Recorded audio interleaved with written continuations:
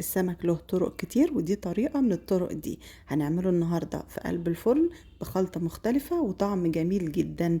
لازم تجربوا الطريقة دي ان شاء الله هتعجبكم.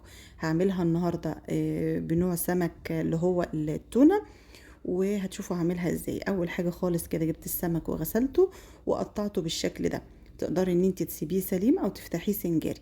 بعد كده بقى بجيب الهون بتاعي وبدق فيه نص راس توم، عليها قرن شطة احمر واخضر حراقين، وكمان رشة كمون وملح وعصير ليمونة ونص معلقة خل كده. بهرسهم كلهم في قلب بعض في الهون. طعمهم بيفرق في الهون يعني عن الكبة. بعد كده هجيب السمك واتبله من جوه بالشكل ده، ومش ضروري يعني ان انت تعمليه من بره لان احنا لسه هنعمل خلطة تانية. بعد ما اعمله كله كده واحشيه، هسيب شوية خلطة على جنب هحتاجهم هقول لكم في ايه.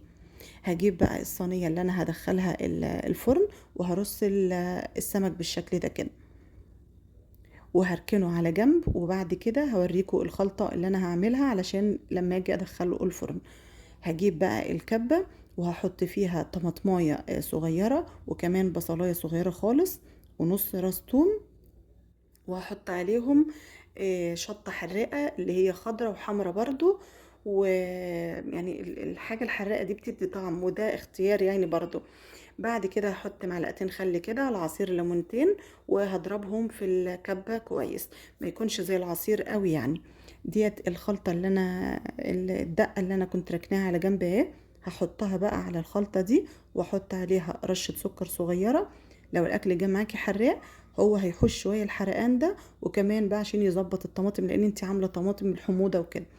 وهحط ملح وخل ورشة كمون برضو، وكمان هحط 3 4 معالق زيت كده.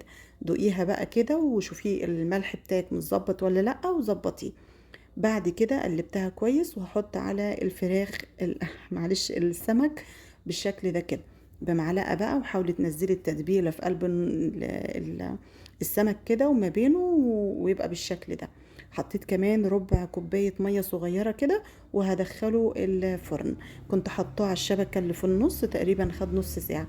لونه اتحمر بالشكل ده كده وكانت ريحته رهيبة وطعمه جميل جدا. جربوه وان شاء الله هيعجبكم وبألف هنا.